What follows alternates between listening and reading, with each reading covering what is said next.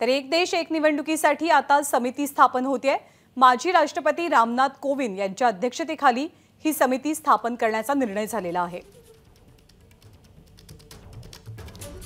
अधिक माहिती प्रशांत कदम देतात। प्रशांत, एक देश एक निवडणूक हा फॉर्म्युला नेमका काय आहे आणि समितीत कुणाकुणाचा समावेश असेल? ज्ञानदा, पीटीआय या वृत्तसंस्थेनं सूत्रांच्या माध्यमाने ही माहिती दिलेली आहे की केंद्र सरकारनं वन नेशन वन इलेक्शन लागू करता येईल का याच्या संदर्भात शक्यता चाचपण्यासाठी एक कमिटी नेमलेली आहे आणि या कमिटीचं अध्यक्षपद जे आहे ते देशाचे माजी राष्ट्रपती रामनाथ कोविंद यांच्याकडे दिलं गेलेलं आहे। अगदी 5 मिनिटांपूर्वी पीटीआयच्या ट्विटरवरती ही बातमी आहे आणि त्यामुळे साहजिक आहे की काल विशेष अधिवेशनाचा जो निर्णय होता त्याच्या पाठीमागे हे कारण आहे का याची आता एक जोरदार चर्चा जी आहे ती सुरू होईल। वन नेशन वन इलेक्शन अगदी 2014 नंतर सातत्यानं पंतप्रधान नरेंद्र मोदी ही संकल्पना मांडत आल्या आहेत। वेगवेगळ्या व्यासपीठांवरती ते बोललेले आहेत। त्यांचं म्हणणं आहे की निवडणुकांच्या वरती आपल्या देशामध्ये एवढा खर्च होतो तर त्याच्याऐवजी एकाच वेळी या निवडणुका व्हाव्यात। अर्थात त्याच्या विरोधातली मतं सुद्धा भरपूर आहेत, कारण एकाच वेळी अशा पद्धतीनं निवडणुका करून नंतर संघराज्य पद्धतीवरती सुद्धा त्याचं काही अतिक्रमण होतंय का याच्या संदर्भातले सुद्धा प्रश्न जे आहेत ते उपस्थित केले जात असतात। आता या क्षणाला जर आपण विचार केला तर लोकसभेची निवडणूक 2024 मध्ये पुढच्या 7 ते 8 महिन्यामध्ये अपेक्षित आहे। तर ती निवडणूक मग मुदतीच्या आधी होणार का? आता मध्य प्रदेश, छत्तीसगडसह 5 राज्यांच्या निवडणुका आहेत, त्यावेळी त्या निवडणुका होणार का याची सुद्धा चर्चा या निमित्तानं होईल। आणि महाराष्ट्र सारखी निवडणूक, महाराष्ट्र, हरियाणा, अरुणाचल प्रदेश ज्या पुढच्या वर्षी ऑक्टोबरमध्ये होणार आहेत त्या पण मग प्रीपोन केल्या जातील का हे बघावं लागेल। जेव्हा वन नेशन वन इलेक्शन म्हटलं जातं तेव्हा एक शक्यता ही पण असू शकते की लोकसभेसोबत निम्मे राज्य एका वेळी आणि मग निम्मे राज्य 2.5 वर्षानंतर काय नेमकं होणार आहे आपण आता केवळ तर्क लावू शकतो, पण कमिटी जी आहे तिची नेमणूक झाल्याची बातमी पीटीआयने दिलेली आहे। खरोखर याच अधिवेशनामध्ये हा निर्णय होतोय का हे पण आपल्याला माहिती नाहीये, पण एक नक्की आहे की इंडिया आघाडीची बैठक होत असताना नॅरेटिव्ह मात्र या बातम्यांनी बदलताना दिसतंय। इंडिया आघाडीच्या बैठकीपेक्षा चर्चा जी आहे ती मोदींच्या या धक्कातंत्राची होतीये। काय नेमकं होणार याची धाकधूक जी आहे ती मोदींनी वाढवून ठेवलेली आहे आणि तिथं भाजपने एक पॉइंट स्कोर केल्याचं आपल्याला दिसतंय। खरोखर वन नेशन वन इलेक्शन किती पटकन किती वेगानं होऊ शकेल याच्या संदर्भात कायदेतज्ञ जास्त चांगल्या पद्धतीने सांगू शकतील, पण चर्चा, तर्क आणि सगळी कुजबूज याला मात्र आता उधाण आलेलं आहे। प्रशांत, तू राहाच आपल्यासोबत। अभय देशपांडे सर सुद्धा आपल्यासोबत आहेत। अभय सर, एक देश एक निवडणुकीसाठी समिती स्थापन झाल्याचं कळतंय। पीटीआयच्या हवालाने हे वृत्त आहे। भाजपची आग्रही भूमिका का दिसते गेल्या काही वर्षांपासून सातत्यानं वन नेशन वन इलेक्शनसाठी? नाही, गेली अनेक वर्ष या संदर्भात चर्चा सुरू आहे, परंतु भारतासारख्या एवढ्या मोठ्या खंडप्राय देशामध्ये हे शक्य होणार नाही असेच वेळोवेळी त्याच्यातून निष्कर्ष वेगवेगळ्या अभ्यासातून पुढे आलेले आहेत। त्याचं प्रामुख्याने कारण आहे ज्ञानदा की आता 6 महिन्यांदा जर मुदत असेल निवडणुकांना व्हायची तर त्या निवडणुका एकत्र घेण्याची किंवा त्या प्रीपोन करण्याचे अधिकार निवडणूक आयोगाला निश्चितपणे आहेत। त्यामुळे ज्या निवडणुका आता जर हा निर्णय झाला तर ज्या निवडणुका लोकसभेनंतर 6 महिन्याच्या आत किंवा लोकसभेच्या पूर्वी 6 महिन्याच्या कालावधीत होणार आहेत अशा निवडणुका सरकारला किंवा निवडणूक आयोगाला एकत्र घेता येऊ शकतील। त्या संदर्भात कुठलाही अडचण असण्याचं कारण नाही, पण निवडणुका जर प्रीपोन करायच्या असतील तर त्या सरकारची, तिथल्या सरकारची सुद्धा त्याला तयारी असली पाहिजे। तर निवडणूक आता कायदा करून या संदर्भात तिथल्या राज्य सरकारांची कन्सेंट किंवा त्यांनी विधानसभा बरखास्त करण्याची शिफारस त्यांची आवश्यकता आहे की नाही, ही तरतूद ठेवायची की नाही या संदर्भात फार तर बदल होऊ शकतो। परंतु एकाच वेळी लोकसभा आणि विधानसभेच्या निवडणुका सगळ्या राज्यांच्या एकत्र घेणं हे जवळपास अशक्य गोष्ट आहे। मात्र 6 महिन्याच्या कालावधीच्या संदर्भात काही निर्णय होऊ शकतो। त्या दृष्टीने मला वाटतं की समिती चा मुख्य फोकस राहू शकेल असा अंदाज आहे। अर्थात ही बातमी आता आली आहे, त्यातून निश्चितपणे काय उद्देश आहेत सरकारचे याच्या पाठीमागचे हे स्पष्ट व्हायला थोडासा कालावधी लागेल। खरं तर आता फक्त चर्चा सुरू आहेत, सगळ्यांचे अंदाज बांधणं सुरू आहेत, पण 5 दिवसांचं विशेष अधिवेशन सुद्धा याच मुद्द्यावर आधारित असण्याची शक्यता या बातमीनंतर कितपत वाढते, दाट होते? वापर भाजपाकडून होणार हे तर स्पष्टच दिसतंय, पण तो तो कुठल्या बाबतीत असणार की समान नागरिक कायद्याच्या संदर्भात काही निर्णय घेतले जातात सर का? तुम्हाला मी थोडंसं यासाठी थांबवणार आहे कारण माजी मुख्यमंत्री पृथ्वीराज चव्हाण सध्या आपल्या सोबत आहेत। सर नमस्कार, आपलं स्वागत आहे। इलेक्शन वन नेशन वन इलेक्शनसाठी समिती स्थापन होते आहे, आत्ताच्या बातमीवर तुमची पहिली प्रतिक्रिया काय आहे? आज आणि काल इंडियाच्या विरोधकांच्या आघाडीची मोठी बैठक मुंबईत होते आहे आणि ज्याप्रमाणे बँगलोर बैठकीमध्ये रिॲक्शन झाली, मोदींनी घाईगर्दीने काही 38 लोकांना एकत्र बोलवलं, आमची पण आघाडी आहे असं सांगायचा प्रयत्न केलं। या मीटिंग मध्ये आता महायुतीच्या लोकांनी आज आणि काल मीटिंग घेतली। बरोबर, कुठेतरी मोदी सरकारमध्ये एक घबराटीचं वातावरण निर्माण झालेलं आहे, त्यांच्या छातीत धडकी भरलेली आहे, कुठेतरी पॅनिक मोडमध्ये ते गेलेले आहेत आणि आता कुठेतरी लक्ष विचलित करण्याकरता प्रयत्न। आता माझं स्पष्ट मत असं आहे की एकत्र निवडणूक घेण्याकरता काही कायदा लागत नाही, सरकारकडे जो अधिकार आहे। आता समजा 4 राज्यांच्या 5 राज्यांच्या निवडणुका असतील तर त्याच्याबरोबर लोकसभेची निवडणूक घेता येईल आणि बाकीच्या राज्याच्या निवडणुका हळूहळू 2-3 टप्प्यामध्ये ते आपल्याला एकत्र करता येईल। त्याचा फायदा आहे का नुकसान आहे हा एक वेगळा प्रश्न आहे। बरोबर, पण कमिटी करायची, बघ काहीतरी हे करायचं का आम्ही एकदम निवडणुका घेऊ वगैरे त्याची काही गरज नाही। आता या अधिवेशनामध्ये कदाचित युनिफॉर्म सिव्हिल कोडवर देखील ते विधेयक मांडू शकतील, ते संयुक्त समितीकडे देऊ शकतील आणि शीतकालीन अधिवेशनामध्ये पास करू शकतील। पण आता त्यांच्यामध्ये कन्फ्युजन आहे की त्याचा काही फायदा होताना दिसत नाही, कारण देशातली आदिवासी लोकांच्यामध्ये तीव्र संताप आहे। त्यामुळे त्यातून जो काही पॉलिटिकल फायदा मिळायचा होता तो मिळाल का नाही याची शंका आहे। आता हे नवीन बुजगावणं पुढे केलेलं आहे। मला वाटतं की ही विचारांची लढाई आता या इंडिया आघाडीमुळे बळकट झालेली आहे। कितीही या कुटच्या लढवल्या तरी शेवटी लोकांना या 2 विचारधारेमध्ये मतदान करावं लागेल आणि त्यामध्ये आता पराभव अटळ दिसत आहे, नाहीतरी 10 वर्षांनी लोक सत्तांतर करतात, ती वेळ आलेली आहे आणि अर्थव्यवस्थेमध्ये जे अपयश आलेलं आहे ते तुम्हाला भरून 200 रुपये सिलेंडरच्या किमती कमी करून भरून काढता येणार नाही। शेतकरी अस्वस्थ आहे, कांद्यावर तुम्ही एक्सपोर्ट टॅक्स लावून शेतकऱ्यावर तुम्ही अन्याय केलेला आहे, त्यामुळे वन नेशन वन पोलनी काही होणार नाही, एक बुजगावणं आहे। सर पण प्रॅक्टिकली विचार करता आपल्यासारख्या इतक्या मोठ्या देशात, विस्तारलेल्या देशामध्ये वन नेशन वन इलेक्शन घेणं सोपं आहे का?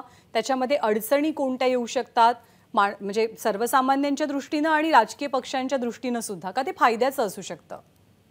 नाही, फायद्याचं याच्याकरता की खर्च कमी होईल, बरोबर, हा एक व्यावहारिक दृष्टिकोन असू शकतो। पण आपली ही संसदीय लोकशाही आहे, ही अमेरिकेसारखी अध्यक्षीय लोकशाही नाहीये आणि त्यामुळं आपल्या निवडून आलेल्या सरकारला कधीही निवडणुका घ्यायचा अधिकार असतो। त्यामुळे एखाद्या सरकारने जर लवकर निवडणुका घ्यायचं ठरवलं तर जसं वाजपेयींनी 2004 साली निवडणुका लवकर घेतल्या, असं जर काही केलं तर ती पुन्हा सायकल बिघडून जाते। त्यामुळे कायमस्वरूपी वन नेशन वन पोल किंवा सर्व राज्यांच्या निवडणुका एकाच वेळी होतील हे जरी एखाद्या वेळेला साधलं तरी ते कायम राहणार नाही, कारण मग आपल्याकडं सरकार बरखास्त करण्याची तरतूद असते कायदा सुव्यवस्था बिघडली तर, आणि कधीही निवडणुका घेता येतात आपल्या कायद्याप्रमाणे। त्यामुळे हे तात्पुरतं या निवडणुकीची वेळ मारून नेण्याकरता हे काहीतरी सोंग होईल, पण कायमस्वरूपी संसदीय लोकशाहीमध्ये एकाच वेळी सर्व देशाच्या लोकसभेच्या आणि विधानसभेच्या निवडणुका घेणं हे सर्व काळाकरता व्यवहार्य नाहीये। अच्छा, आता मध्यंतरी आपण बघितलं की कर्नाटकचं सगळ्या ठिकाणी सत्तांतर भाजपने केली, त्यातून काही ठिकाणी निवडणुका झाल्या मध्य प्रदेशमध्ये वगैरे, लवकर होतात निवडणुका। मग अध्यक्षीय पद्धतकडे जायचं का मग वेगळा प्रश्न आहे। ओके, मग या पार्श्वभूमीवर आता डिसेंबर महिन्यात होऊ घातलेल्या काही राज्यांच्या निवडणुका, पुढची लोकसभेची निवडणूक आणि महाराष्ट्राची विधानसभा, त्यासोबत आणखी काही निवडणुका, हे सगळं एकत्र जोडलं जाईल असे याक्षणी वाटतं का? त्याची कुणकुण लागते का? नाही, हा सगळा प्युअरली राजकीय निर्णय असेल। भाजपला जर असं वाटलं की आज विरोधी पक्ष अजून तयार नाही, त्यांची सगळी बैठका चालल्यात, त्यामुळे त्यांना आपण बेसावध ठेवून निवडणुका घ्यावा, असा जर बालिश विचार काही नेते करणार असतील तर त्यांचा अधिकार आहे. पण या तुम्ही म्हटल्याप्रमाणे सर्व निवडणुका डिसेंबरमध्ये घेता येतील. जी. त्यांनी फायदा मिळेल का? वाजपेयींचं 2004 उदाहरण आहे. वाजपेयींना इंडिया शायनिंगच्या जाहिरातीमुळे आपण निवडून येऊ असं वाटलं. आणि त्यांना त्यांच्या सल्लागारांनी सल्ला दिला की ही योग्य वेळ आहे. त्यांनी निवडणुका लवकर घेतल्या आणि पडले. त्यामुळे तो काही अनुभव फार चांगला नाहीये. तर मला वाटतं ते होणार नाही काही. फक्त एक वातावरण निर्मिती करता प्रयत्न चाललेला आहे. अच्छा, आणखी एक छोटासा प्रश्न विचारते. कालपासून विशेष अधिवेशनाची चर्चा सुरू झाली आहे, पण त्याच्या कालावधीबद्दल सुद्धा खूप नाराजी व्यक्त होते. गणेशोत्सवाच्या दरम्यान 5 दिवसांचं हे अधिवेशन आहे. चर्चा काय होईल हे अजून माहिती नाहीये, पण या अधिवेशनाबद्दल तुमचं मत? नाही, हे पहा, असं अधिवेशन कधी पूर्वी घेतलं गेलं नव्हतं. परंतु यामध्ये उद्दिष्ट काहीतरी वाटतो. त्यातले माझ्या माहितीप्रमाणे एकतर युनिफॉर्म सिव्हिल कोडचा कायदा मांडून तो संयुक्त समितीकडे महिन्याभराकरता देणं आणि मग शीतकालीन अधिवेशनामध्ये पारित करणं हा एक अजेंडा असू शकतो. आणि त्याकरता हे लवकर अधिवेशन बोलवावं लागलं. आता हे तुम्ही म्हणताय त्याप्रमाणे कॉमन एका वेळी सगळे निवडणुका घ्यायच्या याबद्दल काहीतरी बुजगावणं करून कमिटी नेमलेली आहे. त्या कमिटीचा अहवाल मागून घेतील. अशा काही गोष्टी आहेत की ज्या त्यांना निवडणुकीकरता कराव्या वाटतात त्या. पण आज महाराष्ट्रातली विशेषतः आणि ज्या ज्या देशामध्ये ज्या ज्या राज्यामध्ये गणेशोत्सव साजरा केला जातो त्यांना प्रचंड मोठी तीड आहे. की हिंदुत्वाचं सरकार म्हणणारं सरकार नेमकं आमच्या उत्सवामध्ये व्यत्यय आणतंय. तुम्हाला करायचं होतं तर गणपती नंतर करायचं होतं. पण हे काहीतरी विचित्र कुठेतरी पॅनिक आहे. हा जो संदेश जातोय तो आता भाजप सरकारला हा त्याला टाळता येणार नाही. जी. पृथ्वीराज सर, आभार आपले. आपण सविस्तर प्रतिक्रिया दिलीत, वेळ दिलात त्याबद्दल धन्यवाद. आपण पुन्हा एकदा जाऊया. आपले प्रतिनिधी प्रशांत कदम आपल्या सोबत आहेत. प्रशांत, राजकारणामध्ये टायमिंग महत्त्वाचं खूप असतं. तूही त्याचा उल्लेख केलास. पृथ्वीराज चव्हाणांचाही टोन तसा काहीसा होता की इंडिया आघाडीची बैठक होत असताना एकीकडे या सगळ्या चर्चा सुरू करणं भाजप काय साधू पाहत आहे?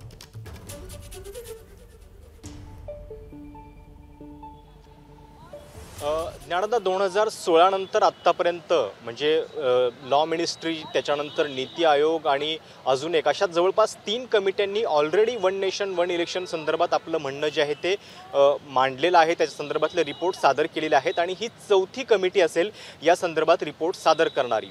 आता शक्यता चाचपण्यासाठी ही समिती नेमली गेलेली आहे असं म्हटलेलं आहे. पण म्हणून लगेच 5 दिवसांचं अधिवेशन त्यासाठीच आहे का, असं लगेच त्याच्यावरून अर्थ काढणं पण थोडंसं धाडसाचं ठरेल. पण एक नक्की आहे की या सगळ्या माध्यमातून चर्चेचा रोख वळवण्यामध्ये मात्र भाजप, मोदी शहा पूर्ण यशस्वी झालेले आहेत. कारण आता पुढचे काही दिवस त्या संदर्भात सातत्यानं चर्चा होत राहतील. आज नेमकी इंडिया आघाडीची बैठक मुंबईत होतीये, लोगो होणार आहे. कालच अदानींच्यावरती पुन्हा एकदा मोठे आरोप झालेले आहेत. राहुल गांधींनी पत्रकार परिषद घेतली. पण या सगळ्याचं एक नॅरेटिव्ह जे आहे ते बदलण्याचं काम या एका बातमीने केलेलं आहे.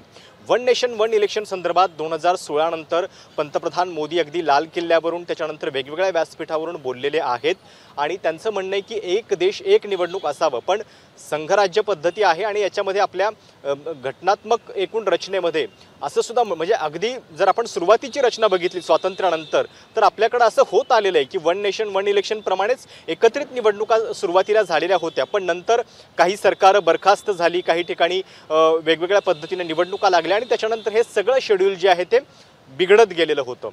पण आता या संदर्भात आणि त्याच्या पाठीमागची जी कारणं आहेत हे सांगितलं जातं की आपला खर्च वाचेल. पण खर्च वाचण्यासोबतच इतर जी त्याची लोकांच्या दृष्टीनं कारणं आहेत त्याचा पण विचार या सगळ्यामध्ये व्हायला पाहिजे. आणि जेव्हा आपण मुदतपूर्व लोकसभेच्या निवडणुका म्हणतोय त्याच्यामध्ये फक्त 2 गोष्टी लक्षात घ्यायला पाहिजेत. राम मंदिराचं उद्घाटन जानेवारी 2024 मध्ये नियोजित आहे आणि पाठोपाठ एक बजेट आहे. म्हणजे जरी ते व्होट ऑन अकाउंट असलं, हंगामी अर्थसंकल्प असला तरी निवडणुकीच्या आधी काही मोठ्या घोषणा करण्यासाठीची ती एक संधी असते. या 2 संधी टाळून त्याच्या आधी निवडणूक घेतली जाईल का हे बघावं लागेल. आणि जर अशा पद्धतीने काही खरोखर एक मोठा निर्णय घेतलाच तर तो या सर्व विरोधकांना अगदी कोंडीत पकडणारा असेल, कारण हे जे सगळे विरोधक आहेत त्यांचं त्या राज्यांमध्ये एक मोठं अस्तित्व आहे आणि त्याच्याच जोरावरती मोदींच्या विरोधात ते लढायला निघालेले आहेत.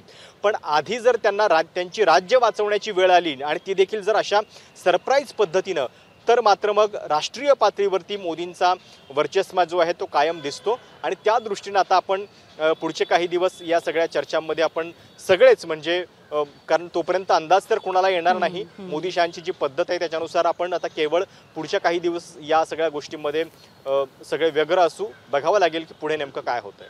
ते सध्या तरी फक्त चर्चा करू शकतो, अंदाज व्यक्त करू शकतो.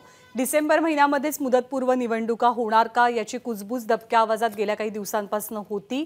आत्ता आलेल्या बातमीनंतर कदाचित पुढचे काही दिवस त्याला बळ मिळेल. पण संसदेचं आगामी अधिवेशन आणि सरकारची पुढची भूमिकाच हे स्पष्ट करेल की निवडणुका नेमक्या कधी होणार आणि कशा होणार. धन्यवाद प्रशांत या माहितीबद्दल. एबीपी माझा, उघडा डोळे बघा नीट.